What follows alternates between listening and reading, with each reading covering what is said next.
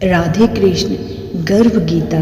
किन कारणों से आते हैं जीवन में गर्भ। आज मैं ये खास वीडियो उन बहनों के लिए लेकर के आई हूँ जिनके घर में एक नन्हा सा मेहमान आने वाला है। हर गर्भवती महिला को ये संवाद जरूर सुनना चाहिए और अपने बच्चे के आने से पहले गर्भ में ही अच्छी ज्ञान और अच्छी शिक्षा देनी चाहिए।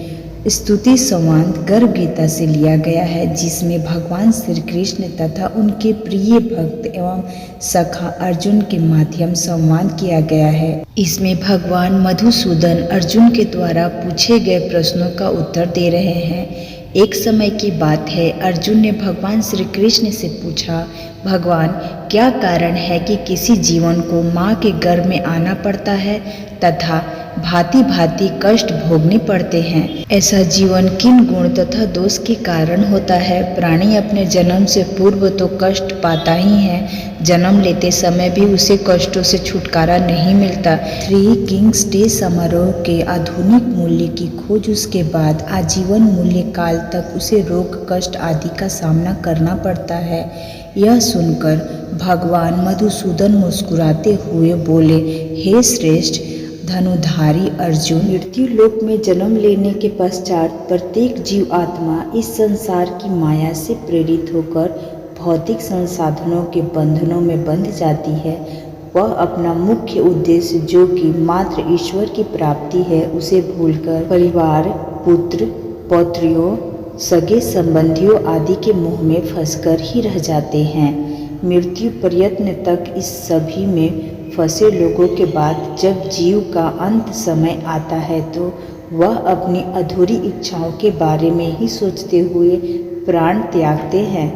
ऐसा इस कारण होता है कि मानव जाति कभी संतुष्ट नहीं होता, उसे सदैव कुछ और की चाहत बनी रहती है। यही कारण है कि मनुष्य बार बार जन्म लेता तथा मरता रहता है तथा यह चक्र निरंतर चलती रहती है। अर्जुन कहते हैं कि हे प्रभु, इस माया से पार पाना तो बड़ा कठिन कार्य है।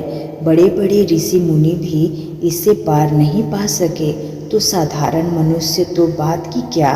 काम, क्रोध, लोभ, मोह और अहंकार ये 5 ऐसे शत्रु हैं जिससे मानव दिन रात जूझता रहता है। कृपया यह बताएं कि साधारण मनुष्य इससे छुटकारा पाकर अपना मन किस प्रकार प्रभु भक्ति की ओर मोड़े, क्योंकि यह मन तो मदमस्त हाथी की भांति है जो कभी टिककर नहीं रहता। इसकी गति आयु के वेग से भी अधिक तीव्र है। इस मन रूपी मस्त हाथी को किस प्रकार नियंत्रित किया जा सकता है। श्री कृष्ण कहते हैं कि मन रूपी हाथी को नियंत्रित करने के लिए ज्ञान रूपी अंकुश की आवश्यकता होती है। भक्ति और ज्ञान के अभ्यास के द्वारा ही प्राप्त किया जा सकता है। अहंकार करने से मानव का जीवन नरक के समान हो जाता है। इसका मन सदैव व्याकुल ही रहता है तथा कभी शांत नहीं रहता। अर्जुन पूछते हैं, क्या कारण है कि किसी की पत्नी की मृत्यु अल्प आयु में ही हो जाती है तथा पिता रहे पुत्र की मृत्यु हो जाती है। श्री कृष्ण कहते हैं कि जो व्यक्ति कर्ज लेकर उसे नहीं चुकाता, उसके दंड स्वरूप उसकी पत्नी की मृत्यु हो जाती है तथा जो किसी व्यक्ति की अमानत लेकर उसे नहीं लौटाता, उससे बच्चे मर जाते हैं। ये बड़े भयंकर पाप हैं। मनुष्य किस कारण से आजीवन रोगी रहता है तथा किस कारण पशु योनि को प्राप्त होता है। श्री कृष्ण उत्तर देते हुए कहते हैं, पार्थ, जो मनुष्य कन्याओं तथा महिलाओं आदि को बेचने का व्यापार करता है वह भयंकर रोगों से पीड़ित रहता है तथा जो अभद्र पदार्थों का सेवन करता है तथा मदिरा पान कर दूसरों को प्रताड़ित करता है वह गधे का जन्म प्राप्त करता है। इस प्रकार झूठी गवाही देने वाले अगले जन्म में स्त्री बनते हैं जो भोजन का भोग भगवान को न लगाकर पहले स्वयं ग्रहण कर लेते हैं। वे शुकर आदि की योनि में जन्म लेते हैं। अर्जुन पूछते हैं, किन कारणों से इस जन्म में धनी तथा वाहन आदि के स्वामी बनते हैं। श्री कृष्ण उत्तर देते हुए, जो मनुष्य उचित रीति रिवाज से स्वर्ण दान करते हैं तथा कन्या दान करते हैं वे इस जन्म में धनी हैं। वे व्यक्ति जिन्होंने कभी अन्य दान किया है वे रूपवान होते हैं तथा विद्या दान करने वाले व्यक्ति विद्वान होते हैं। इस प्रकार संतों की सेवा करने वाले धनवान तथा पुत्रवान होते हैं। अर्जुन पूछते हैं, मनुष्य धन तथा संसारिक मोह माया में क्यों फंस जाता है?